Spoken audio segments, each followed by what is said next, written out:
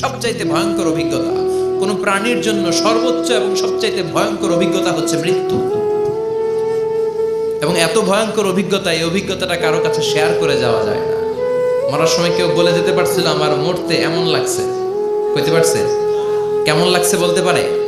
বলা যায় না। তার আগেই চলে যেতে হয় শৈশব, কৈশোর, যৌবন, বার্ধক্য, প্রৌঢ়ত্ব, হ্যাঁ, বয়সের ছাপ, কালো চুল দাড়ি সাদা হয়ে যাওয়া, দাড়ি চুলের শুভ্রতা, দুর্বলতা।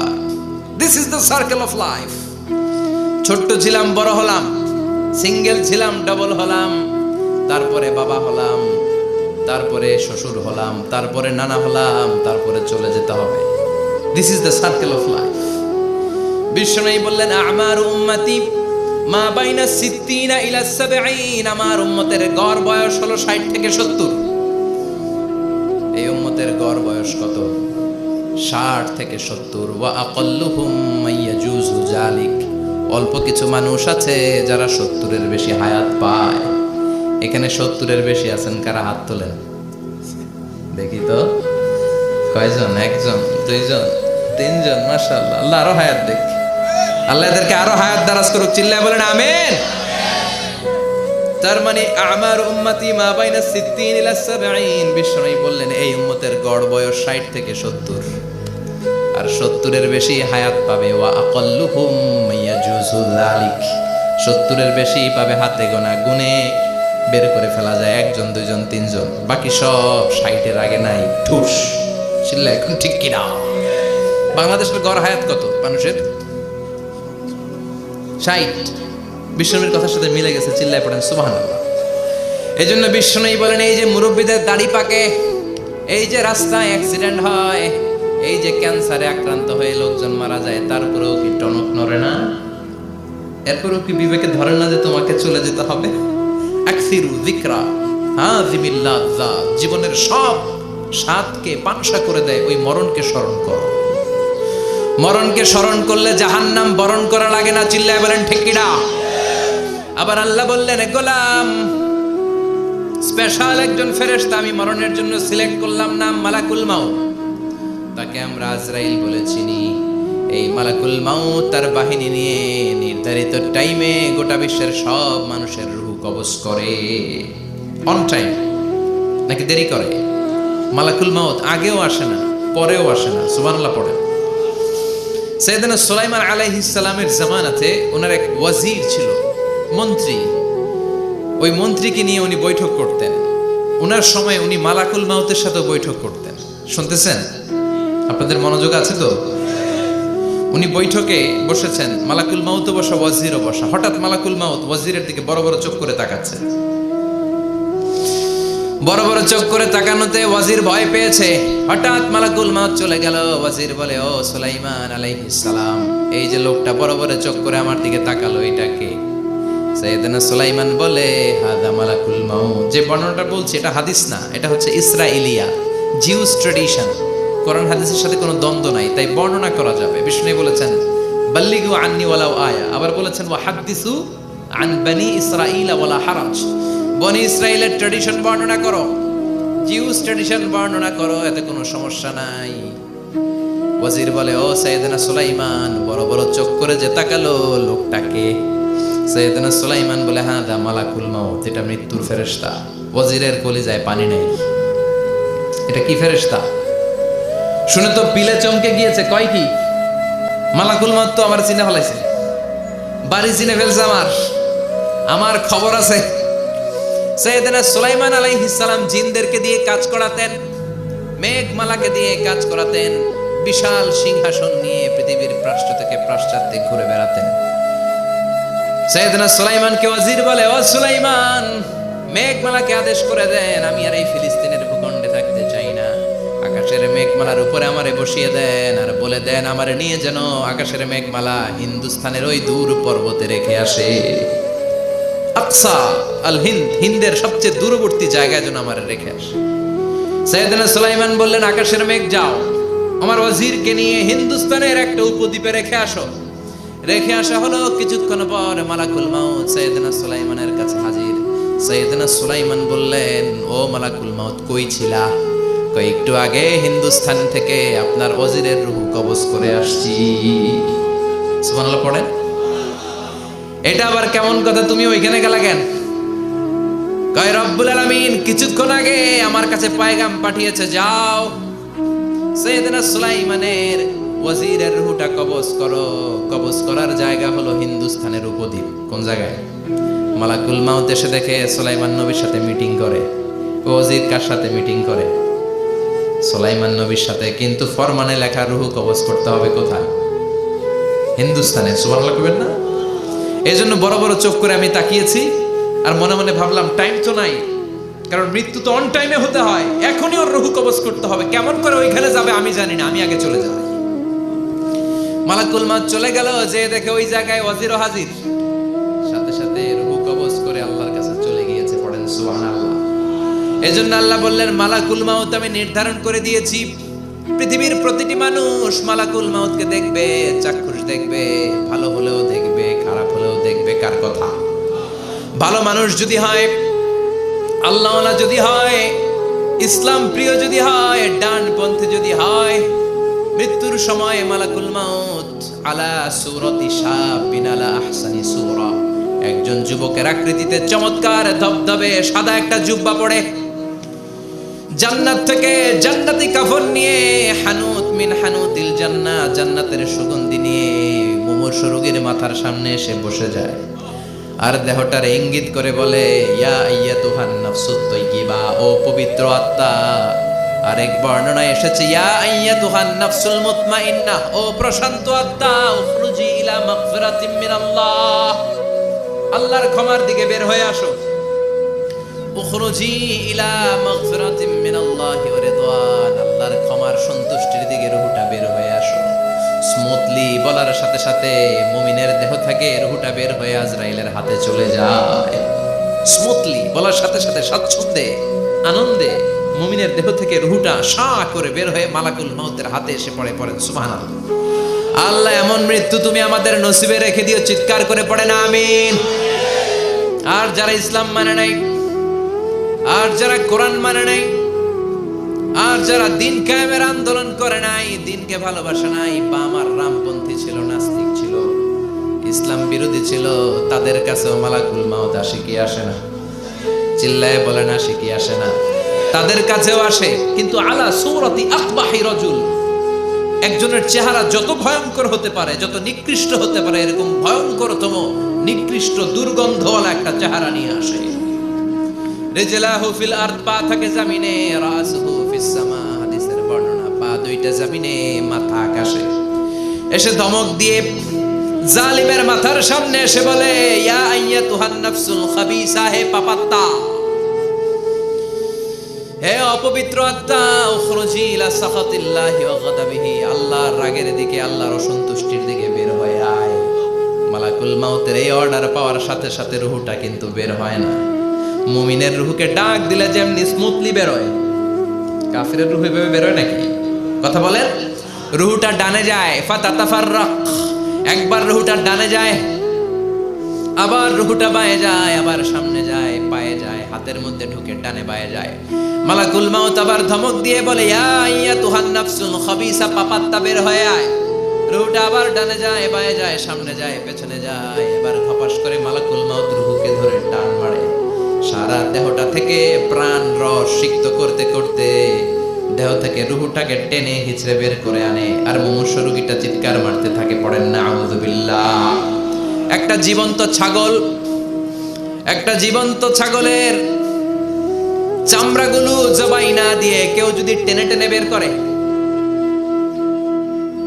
ছাগল জবাই হয় নাই কিন্তু চামড়া এক পাশ থেকে টেনে টেনে টেনে হিচড়ে আপনি গা থেকে বের করলে যত কষ্ট হয়, এর চেয়েও বেশি কষ্ট দিয়ে মালাকুল মাউত বামপন্থী আর কাফেরদের রূহটা দেহ থেকে বের করে আনে। পড়েন না আউযু বিল্লাহ। আমাদের রূহটা যেন আল্লাহ, মুমিনদের রূহ আপনি যেভাবে কবজ করান, ওইভাবে যেন আমাদের রূহটা বের হয়ে আসে। আর জোরে পড়েন আমিন। এজন্য আল্লাহ বললেন, বাল তুসিরুনাল হায়াতাদ দুনিয়া ওয়াল আখিরাতু খায়রুন ওয়া আবকা। পাগলের মতো মোহাচ্ছন্ন হয়ে এই দুনিয়াটার পেছনে ছুটে বেড়াও। এই দুনিয়া আসল নয়, আখিরাত হলো আসল। চিল্লায় বলেন ঠিক কিনা? অস্থির, আমরা অস্থির, আমরা ব্যস্ত দুনিয়ার লোভে আর মোহে পড়ে। আমাদেরকে যে মরতে হবে, চলে যে যেতে হবে, এটা ভাবার সময় আমাদের নাই। চিল্লাই কোন ঠিক কিনা? এজন্য বলা হয় মুতু ক্বাবলান তামুতু, মরার আগে একবার মরো। হাসিবু ক্বাবলান তুহাসাবু আলাইক, তোমার হিসাব কিয়ামতের দিন করার আগে তুমি তোমার হিসাব করো। জীবনে কি কি পাপ করেছি আমি জানি, আমার চেয়ে ভালো কেউ জানে না। চিল্লায় বলেন ঠিক কিনা? কি কি অন্যায় করেছি আমার হৃদয়ের মধ্যে কথাগুলো আছে না নাই? পৃথিবীর কেউ না জানলেও আমি জানি কি জানি না। এজন্য হাসিবু ক্বাবলান তুহাসাবু আলাইক, তোমার হিসাব বসার আগে নিজে হিসাব করো কি কি করলা। আসল মরণের দিন শটান হয়ে তো শুয়ে পড়ো ভাই। মরার আগে আরেকবার মরো। মরার আগে আরেকবার কি করবেন? কথা বলেন। মরার আগে কি করতে হবে? হঠাৎ একদিন বিছানায় শটান হয়ে শুয়ে যান, চক্ষুটা বন্ধ করেন, ভাবেন মরে গিয়েছেন। এই তো মালাকুল মাউত চলে এসে রুহটা নিয়ে গেল। আত্মীয় স্বজন চিৎকার চেঁচামেচি শুরু করে দিল, কান্নার রোল পড়ে গেল চারদিকে। মাইকের মধ্য দিয়ে, মসজিদের মাইকে অ্যানাউন্স হয়, অমুক এলাকার নিবাসী অমুক ভাই আমাদের মধ্যে দুনিয়ায় নাই, তার জানাজা হবে এশার নামাজের পর। সবাই এসে রুহের মাগফিরাত করেন। সবাই আপনারে দেখতে আসবে, কেঁদে কেঁদে লোকজন আপনারে কবর দিতে আসবে। চিল্লায় বলেন ঠিক কিনা? কেঁদে কেঁদে সবাই আসবে, দেখার জন্য আসবে। ছেলেগুলো কাঁদবে, স্ত্রী কাঁদবে, বাবা মা কাঁদবে, বন্ধু বান্ধব কাঁদবে। আর ঘরের মধ্যে রাখা হবে না। এবার আপনাকে গোসল দেওয়ার পালা। চক্ষু বন্ধ করে চিন্তার দরকার আছে না নাই? একটু চোখটা বন্ধ করে ভাবেন, আপনাকে গোসল দেয়া হবে, জামাগুলো খোলা হবে।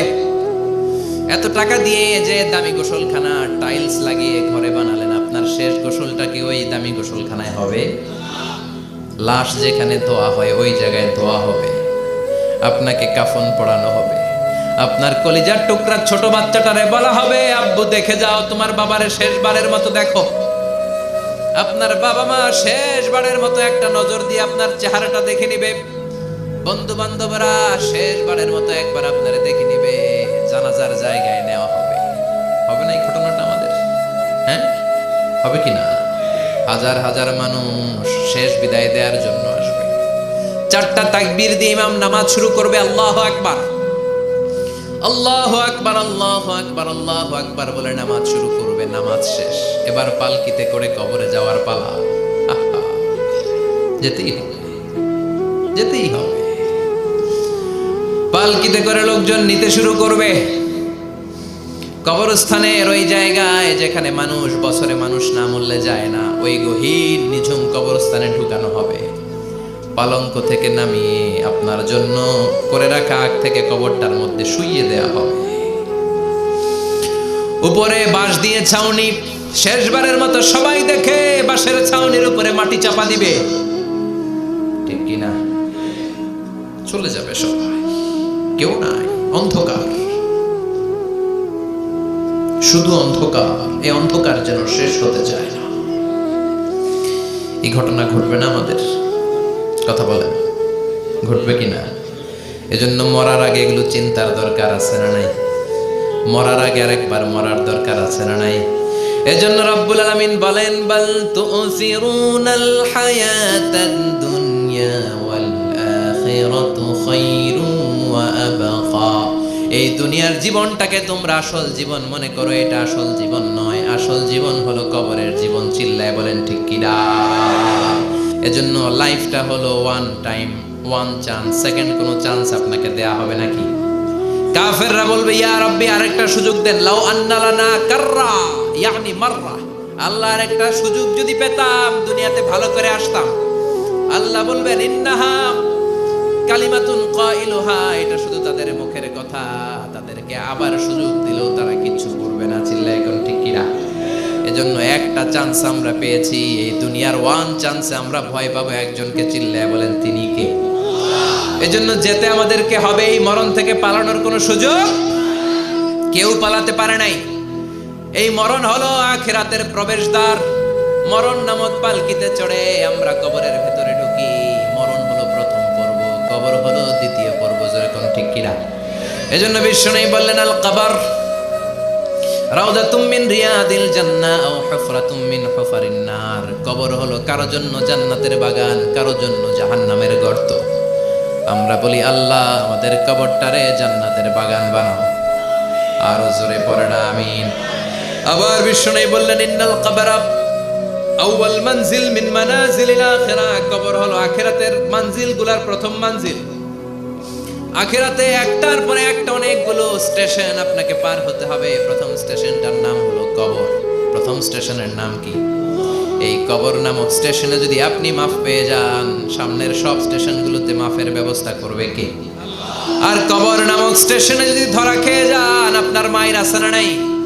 লাশটাকে যখন রাখা হয়, লাশটা চিনে কে আমারে রাখলো, কে আমাকে ধৌত করলো, কে আমারে কাফন পড়ালো। এজন্য বিষ্ণুই বলেছেন, মুমূর্ষের সামনে বসে বসে পড়ো, লা ইলাহা ইল্লাল্লাহু মুহাম্মাদুর রাসূলুল্লাহ। লাকিনু মাউতাকুম লা ইলাহা ইল্লাল্লাহ। মুমূর্ষের সামনে দাঁড়িয়ে দাঁড়িয়ে পড়ো, লা ইলাহা ইল্লাল্লাহ। এই লা ইলাহা হচ্ছে জীবিতদের জন্য কালিমা, আর আমরা মরার পরে এই জিকির করি, ঠিক না? আমাদের দেশের অনেক জায়গায় লাশ নিয়ে কবরে যাওয়ার সময় লা ইলাহা পড়ে না।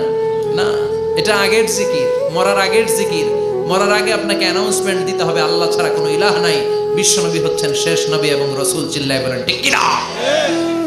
লাশটাকে যখন রেখে দেয়া হয়, বিশ্বনবী যত মানুষকে কবরে রেখেছেন তারপরে দাঁড়িয়েছেন আর বলেছেন, ইস্তাগফিরু লিআখিকুম, তোমার ভাইদের জন্য তোমরা দোয়া করো, ফাইন্নাহুল আনা ইউসাল।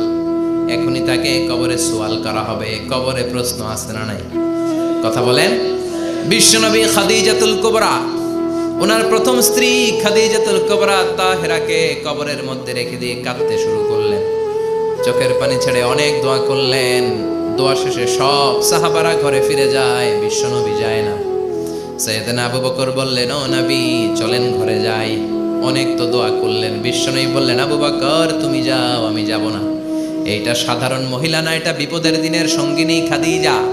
মক্কায় যখন আমার কেউ ছিল না, খাদিজা আমারে ভুলে নাই। 3 বছর কাফিররা আমাকে জেলখানায় বন্দি রেখেছিলাম, শিয়াবে আবি তালেবের জেলখানা। আমার স্ত্রী ওই জেলখানার জীবনেও আমারে ছাড়ে নাই। আমার সাথে 3 বছর খাদিজাও জেল খেটেছে। এই একটাই মহিলা, যেই মহিলাকে আল্লাহ আরশের উপর থেকে সালাম দিয়েছে, মহিলাটার নাম খাদিজা। আল্লাহু আকবার। আমার সব সন্তান আল্লাহ খাদিজার পেট থেকে দিয়েছে। ফাতিমাতুজ জোহরা খাদিজার মেয়ে, জাইনাব খাদিজার মেয়ে, উম্মে কুলসুম খাদিজার মেয়ে, রুকাইয়া খাদিজার মেয়ে, আবুল কাসেম বিশ্বনবীর ছেলে খাদিজার ছেলে, আব্দুল্লাহ যাকে তাইয়্যিব এবং তাহের নামে আমরা চিনি, সেও খাদিজার ছেলে। সুবহানাল্লাহ। ও আবু বকর, আমার এই কলিজার টুকরা প্রিয়তমা খাদিজারে রেখে দিয়ে কেমনে বাসায় যায়? তুমি যাও, আমি দাঁড়িয়ে থাকবো। এখনই মুনকার নাকির এসে খাদিজারে প্রশ্ন করবে, আমি দেখবো খাদিজা উত্তর দিতে পারে কিনা। আর প্রশ্নের উত্তরে যদি ভুল করে ফেলে, কবরের উপর থেকে আমি নিজে প্রশ্নের উত্তর দিয়ে দেব। সাইয়েদনা জিবরাইল বললেন, নবী আপনার আর দাঁড়িয়ে থাকার দরকার নাই, আবু বকরের সাথে করে চলে যান। আল্লাহ জানিয়ে দিয়েছে, খাদিজার কবরের প্রশ্নে যদি কোনো সমস্যা হয়, আরশের উপর থেকে খাদিজার প্রশ্নের জবাব আল্লাহ নিজে দিয়ে দিবে। এজন্য কবরের আযাব থেকে বিশ্বনবী পানাহ চেয়েছেন। বিশ্বনবী বলেছেন, আল্লাহুম্মা ইন্না নাউযু বিকা মিন আযাবিল কবর। ও আল্লাহ, কবরের আযাব থেকে তুমি আমাদেরকে বাঁচাও। পড়েন আমিন। কবরে মুমিনদেরকে 4টা প্রশ্ন করা হবে, কাফিরদেরকে 3টা প্রশ্ন। চিৎকার করে বলেন, মুমিনের প্রশ্ন কয়টা? আর জোরে বলেন। প্রথম প্রশ্ন, মার রব্বুক, তোর রবের নাম কি? আমরা কি বলবো? আল্লাহ আমারে রব, এই রবি আমার সব, দমে দমে তনু মনে তারি অনুভব। আল্লাহ আমারে রব, এই রবি আমার সব। পড়েন আমিন। দ্বিতীয় প্রশ্ন, আমার দিন, উত্তর দিনের নাম কি? ধর্মের নাম কি? তৃতীয় প্রশ্ন, আমান হাদার রাজুল, এই লোকটাকে কে? আমরা বলবো মুহাম্মদ সাল্লাল্লাহু। 3টা প্রশ্নের উত্তর যখন আপনি কবরে করে দিতে পারবেন, অতিরিক্ত একটা প্রশ্ন, ওয়ামা ইলমুক, এই যে 3টা প্রশ্নের উত্তর পাল্লা, কেমন করে উত্তর জানলা? কোত্থেকে শিখেছো? নকল করে আনছো কাফনের কাপড়ে? পরীক্ষার হলে নকল আছে না নাই? হাতে নকল আছে না? পায়ে নকল, মুজার ভিতরে নকল আছে না নাই? মোবাইলে নকল আছে না নাই? নকল থেকে আল্লাহ তুমি বাঁচাও। আরো আসতে কোন আমি কিভাবে জানলা? কেমন করে? 3টা প্রশ্নের উত্তর শিখলা। What is the source of your knowledge? তথ্যসূত্র কি? আপনাকে বলতে হবে আমি যেই কিতাবটা থেকে শিখেছি কিতাবটার নাম কি। চিল্লায় বলেন কি নাম? এই কিতাবটা হলো কোরআন। আপনাকে বলতে হবে কোরআন থেকে আমি শিখেছি, বিশ্বনবীর হাদিস থেকে আমি শিখেছি। 4টা প্রশ্নের উত্তর যখন পারবেন, ফেরেশতারা বলবে আহলান সাহলান, খোশ আমদেদ, কংগ্রাচুলেশন, বাহ বাহ, তুমি তো চমৎকার পেরেছো। ফায়ুফসাহু লাহু কবরুহু 70 যিরাআন, মুমিন বান্দার কবরটা 70 হাত লম্বা করে দেয়া হবে। ইফতাহু লাহু বাবুন ইলাল জান্নাত, জান্নাতের দিকে তার কবর থেকে একটা দরজা বানিয়ে দেয়া হবে। জান্নাতের সুঘ্রাণ ঠান্ডা বাতাস এসে তার কবরের ভিতরে ঢুকতে শুরু করবে। ইলবাসু লিবাস মিন আহলিল জান্নাত, জান্নাতীদের পোশাক তার গায়ের মধ্যে পরিয়ে দেয়া হবে। আল্লাহু আকবার। আর বলা হবে নাম কানাউমিল আরুস, বাসর রাতে বর যেমনি কনেকে নিয়ে ঘুমিয়ে যায়, তুমিও একটা ঘুম দাও। আলহামদুলিল্লাহ পড়ে মুমিন বান্দা আনন্দের একটা ঘুম দিবে। ইসরাফিলের সিংগার আওয়াজ ছাড়া পৃথিবীর কোনো কিছুই তার আগে ঘুম ভাঙতে পারবে না। আল্লাহ আমরাও যেন সেদিন কবর একটা মজার ঘুম দিতে পারি, তুমি তৌফিক দাও। জোরে পড়েন আমিন। এবার বামপন্থী নাস্তিক আর কাফেরদের পালা, ইসলাম বিদ্বেষীদের পালা, আলেম ওলামাদের শত্রুদের পালা, ইসলামকে যারা বিজয়ী শক্তি হিসেবে মানতে পারে নাই তাদের পালা। চিল্লায় এখন ঠিক কিনা? ওদেরকেও একই প্রশ্ন, রব কি? ওরা বলবে আমি জানি না। আমাদের উত্তর আল্লাহ। ওরা বলবে আমি কিচ্ছু জানি না, আমি সব ভুলে গেছি, আমার মাফ করে দেন, আমি কিছুই জানি না। তবে আমি ইসলাম বিরোধীদের সাথে চলতাম, যারা ইসলাম রে বাস দিত আমি তাদের সাথে স্লোগান দিতাম। এরকম ডাকাইত আছে না নাই? দ্বিতীয় প্রশ্ন, আমার দিন ও তোমার ধর্মের নাম কি? কয় আমার ধর্ম নাই, আমার ধর্ম কর্ম নাই, আমি খালি দুনিয়াকে মজা লেলো, দুনিয়া তোমারই হ্যায়, আমি খালি দুম্মা চলে দুম। আছে না নাই? আমি শুধু মৌজ মাস্তিতে ব্যস্ত ছিলাম, আমার দুনিয়া নাই, দিন নাই, আখেরাত নাই, রবকে আমি জানি না, ধর্মকে জানি না। ইসলাম বিরোধী রাজনীতি আমি করতাম, মাও সেতুংয়ের রাজনীতি, কার্ল মার্কসের রাজনীতি, বুশের রাজনীতি, ডোনাল্ড ট্রাম্পের রাজনীতি, বামপন্থীদের রাজনীতি। চিল্লা এখন ঠিক কিনা? কোনো ধর্ম নাই। এই লোকটাকে চিনো কিনা বলো। বিশ্বনবীর চেহারা দেখিয়ে বলা হবে এই লোকটাকে, কয় জানি না। এরে আমি মানতাম না, এরে আমি গালে দিতাম। এরকম জাহান্নামের নরকীট আর পিতৃ পরিচয়হীন জারদ সন্তান বাংলার দেশেও আছে না নাই? এই মহামানবটাকে গালি দিয়ে পৈশাচিক আনন্দ পায়। পত্রিকায় লিখে, ব্লগের মধ্যে লিখে, ইন্টারনেটে কার্টুন বানিয়ে বানিয়ে পৈশাচিক ফুর্তি করে। এগুলো জাহান্নামের কীট, এগুলো জারদ সন্তান, বাপ মায়ের ঠিক নাই। চিল্লা এখন ঠিক কিনা? আমার নবীরে যারা গালি দেয় এগুলোর বাপ মায়ের ঠিক আছে? এগুলোর কোনো গোড়া আছে? এগুলোর কোনো শেকড় আছে? এগুলো আগাছা। চিৎকার করে বলো ঠিক কিনা? বলবে আমি জানি না। ফেরেশতারা বলবে দাঁড়া, আমরা জানি।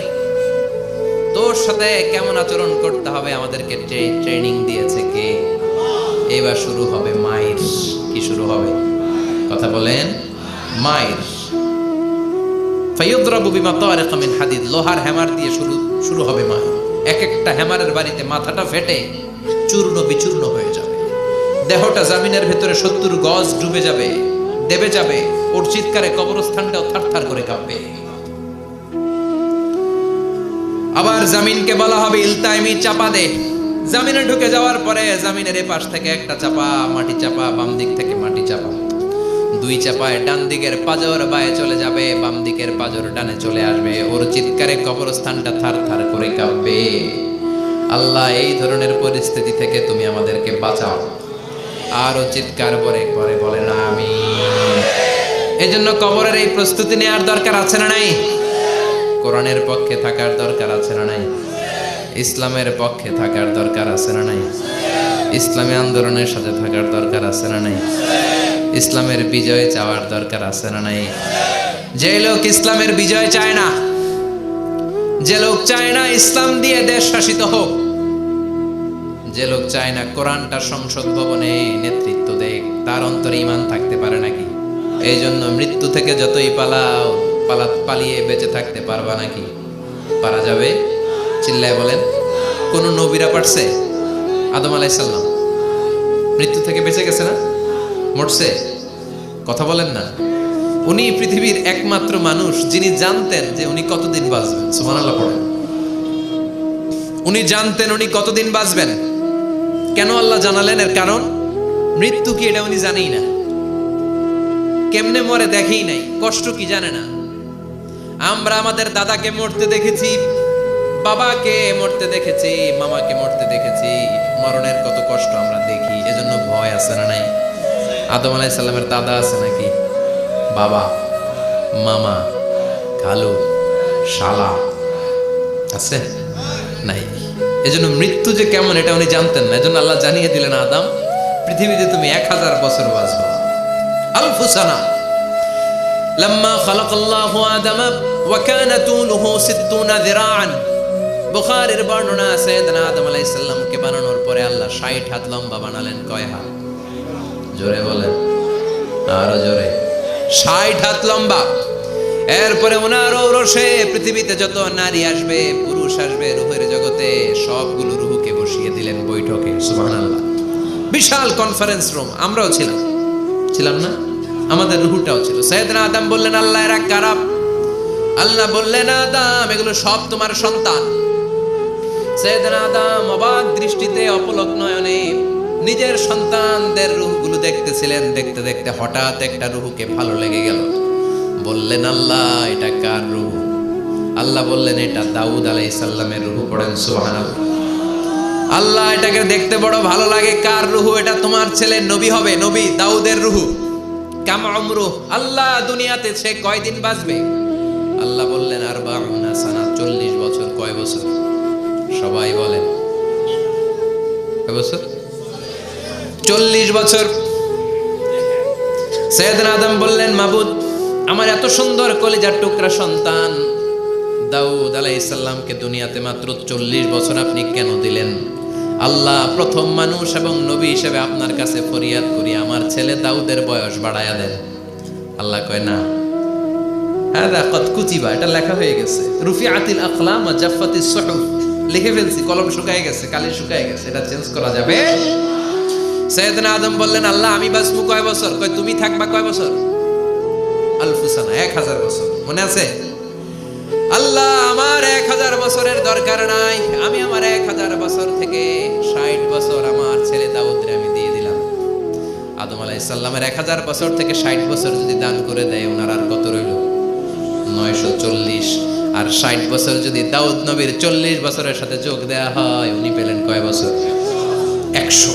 সাইয়েদনা আদম পৃথিবীতে আসলেন, এসে থাকতে শুরু করলেন। দিন গড়িয়ে রাত আসে, মাস গড়িয়ে বছর আসে, বছর যায় বছর আসে। ঠিক 940 বছর পর মালাকুল মাউত আদম আলাইহিস সালামের কাছে আসলেন। বললেন, আনা মালাকুল মাউত উকিলা বিকুম, আপনাদের জন্য আল্লাহ আমাকে বানিয়েছে রূহ কবজ করতে। ও আদম, আবুল বাশার, পৃথিবীর প্রথম মানব, প্রথম নবী, আপনার সময় শেষ, রেডি হন। কি হন? খেলা শুরু হবে, এখনই রূহ কবজ করে নিয়ে যাব। সাইয়েদনা আদম বলে, এখন আসছো কেন? আমার আরো 60 বছর বাকি আছে। মালাকুল মাউত বলে, না, আপনি রূহের জগতে আল্লাহর কাছে আপনার সন্তান দাউদকে কয় বছর দিয়েছিলেন? 60 বছর। এজন্য 940 বছর আপনার জন্য লেখা। আমি এখন আপনার রূহ কবজ করতে চাই। সাইয়েদনা আদম বলে, আমি মানি না, আমি কাউকে দেই নাই। 60 বছর আমি দেই নাই, আমি আরো বাঁচবো, আমি আরো বাঁচবো, 60 বছর আমি বাঁচবো, আমি কি দেইতেই নাই। মিয়া যাও। মালাকুল মাউত আল্লাহর যে বলে, আল্লাহ দেয় নাই বলে। আসলে ভুলে গেছে। আসলে আফাতুল ইলমি আন নিসিয়ান, মানুষ ভুলে যায়, মানুষ বড্ড ভুলে যায়। আমরা অনেক সময় খাইয়াও কই খাই নাই। অনেক কিছু আপনি দিছিলেন কিন্তু ভুলে যাই।